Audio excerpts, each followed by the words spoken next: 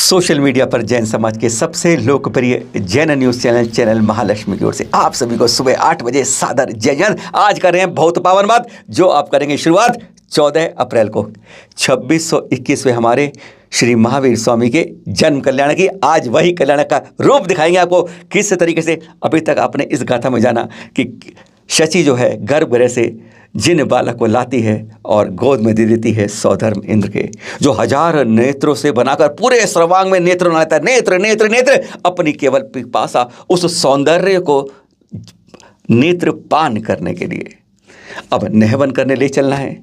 ये हर तीर्थंकर का नहवन कभी भी इस धरा पर अपने राजमहल में नहीं होता है।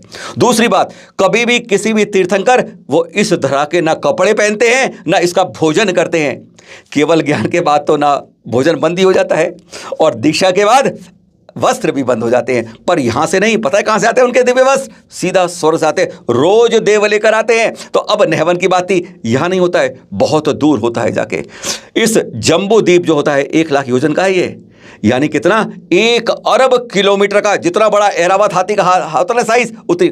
और इनके साथ आते हैं सामासानिक, त्राइत्रिच और भी अनेक प्रकार के देव उनके साथ आते हैं जाति के, जो सब आकर यहाँ पर पूरी जगह पाठ देते हैं। अब चलते हैं सब साथ में, देव कुमारियाँ अष्टमंगल लेके चलती हैं, कोई ध्वजा रहता है, देव अस्पराएं नृत्य करती हैं और सब नगाड़े बचा के संगीत में धूम से आकाश मार्ग से विमानों से अपने अपने पहुँच जाते हैं उस मेरु के ऊपर जो 1,40,000 योजन विशाल होता है। नॉर्मली 1 लाख योजन बोलते हैं, वास्तव में 1,40,000 योजन का होता है वह सुमेरु। उसमें नंदनवन, पांडुक वन, सोमरस और इस तरह से भद्रशाल, इस तरह 4 वनों को करते करते वे पांडुक शिला तक पहुँचते हैं। इतना विशाल ऊंचा योजन का होता है। और फिर उसके ऊपर पांडुक शिला कितनी ऊंची होती है पता है? वैसे कहते हैं 100 योजन गुणा 50 योजन के, पर 1 योजन होता है 12 किलोमीटर के बराबर। अब सोच लीजिए आप, 1200 किलोमीटर लंबा और 600 किलोमीटर चौड़ी वह शिला होती है जिस पर वह उस जिन बालक को बैठाता है सौधर्म इंद्र। शिला पत्थर की नहीं होती है, वो हरी मणि, सुंदर मणियों की, रत्नों की बनी होती है शिला। इतनी विशाल 1200 किलोमीटर से 600 किलोमीटर तक इतनी चौड़ी और लंबी। सोच लीजिए आप कैसी विशाल वो है।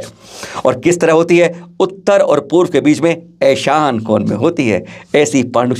अब हैरानगी वाली बात जो होती है, इसके बाद तो वह शुरू होती है। वह 96 किलोमीटर ऊंची होती है, 1200 किलोमीटर लंबी, 600 किलो चौड़ी, और उस पर वह 1 सवा फुट के उस नन्हे बालक को लेटा देता है।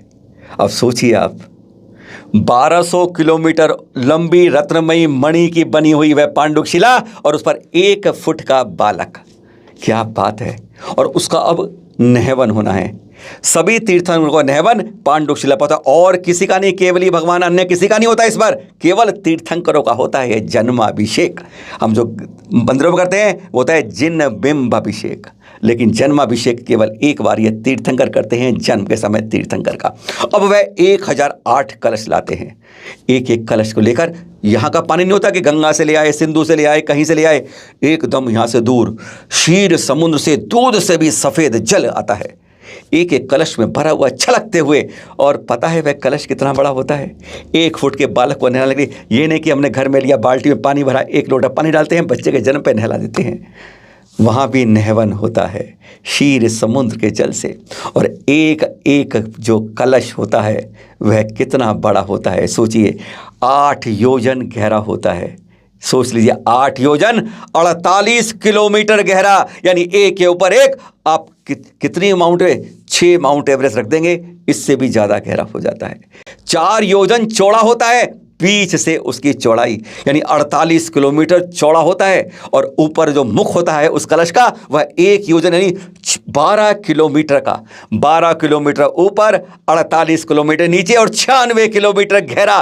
कितना पानी आता होगा सोचिए इसके अंदर। दिल्ली भी कई मीटर डुबा दो, इतना एक एक कलश में पानी आता है। अब इतना पानी पूरी दिल्ली जब हजारों में सैकड़ों मीटर दब जाए, इतना पानी 1 फुट के बालक पर गिरेगा, क्या होगा? कांप जाता है इंद्र। क्या होगा इस मेरु शिखर पर? इस बच्चे का, इस बालक का कोई हड्डी बच पाएगी? कुछ बच पाएगा? वह सोच रहा होता है, पर बालक भी अवधि ज्ञानी होता है, समझ जाता है कि इंद्र क्या सोच रहा है। वह कहते हैं इसको मैं जरा दिखा दूं। वे अपने पैर के अंगूठे से हल्के से उस पर्वत को हिलाते हैं। पर्वत हिलता है, उसका मुकुट गिरने लगता है। इंद्र समझ जाता है, हो भगवान, मैंने तो क्या गलती कर दी, मैं इनकी क्षमता को समझ नहीं पाया। और फिर वह धार शुरू करता है, 1000 नेत्र बनाता है, 1000 हाथ बनाता है और एक एक कलश के साथ 1008 कलशों से जन्माभिषेक शुरू होता है। क्षीर समुद्र का पानी उस 1 लाख योजन से नीचे गिरता है, जैसे एक क्षीर समुद्र नीचे बन गया है गंधोदक का। ऐसा पावन होता है जन्माभिषेक। जिसने एक बार देख लिया वह कहता है जीवन उसका तर जाता है। देवता उस गंधों को लगाते हैं। शची एक वस्त्र को साफ करने लगती है, मुंह पर उसे दाग दिखता है, बार बार उस दिव्य वस्त्र से पहुंचती है, पर वह पगली शची यह नहीं समझ पाती है कि उसकी नथनी की ही तो परछाई पड़ रही है। अंजन लगाती है आंखों के अंदर, वह अंजन इसलिए नहीं, वह अंजन इसलिए कि अंजन भी चमत्कृत हो जाता है। सूर्य का दैदीप्यान भी उस समय एकदम फीका पड़ जाता है। सौधर्म की भी मुकुट जो है एकदम फीका। दिव्य वस्त्र आते हैं स्वर्ग से और उनको पहनाती है नथनी।